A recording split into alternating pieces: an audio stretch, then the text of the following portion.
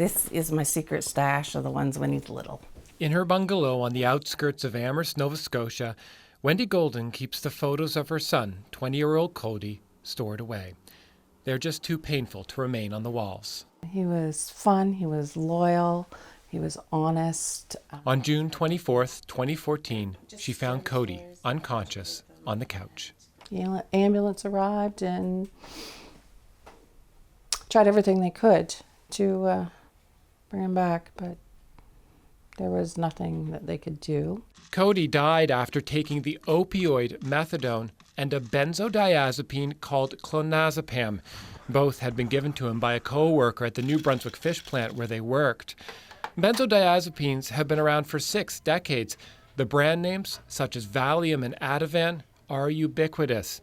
But, like opioids, they can slow down breathing, and that can be lethal. This is where people who fall under our care begin their journey. Dr. Matthew Bowes is Chief Medical Officer for Nova Scotia. Well, there's really good evidence that if you give benzodiazepines together with opioids, you increase the risk of death by intoxication.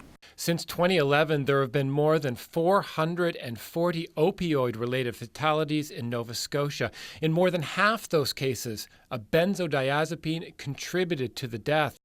The reasons are complicated. In some cases, people with opioid addictions have mental health issues, they're self-medicating. Others who are on the sedatives are prescribed an opioid to deal with an injury. But there's another concern.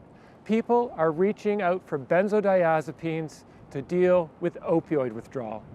And sometimes, according to addiction specialist Dr. Dave Martel, they're getting them from doctors. I think therein lies the danger, in that they're out in the community and being combined at times with opioids that can produce this kind of overdose. Nova Scotia is now trying to keep better track of benzodiazepines. In October, it added the class of drugs to its prescription monitoring program. Richard Cuthbertson, CBC News, Amherst, Nova Scotia. We don't have numbers for every province, but we do know the problem isn't found in Nova Scotia alone. Our research found that benzodiazepines contributed to well over half of opioid-related deaths in New Brunswick and more than 40% in Manitoba. The most recent available data appears to show that it's less prevalent elsewhere, including in Alberta.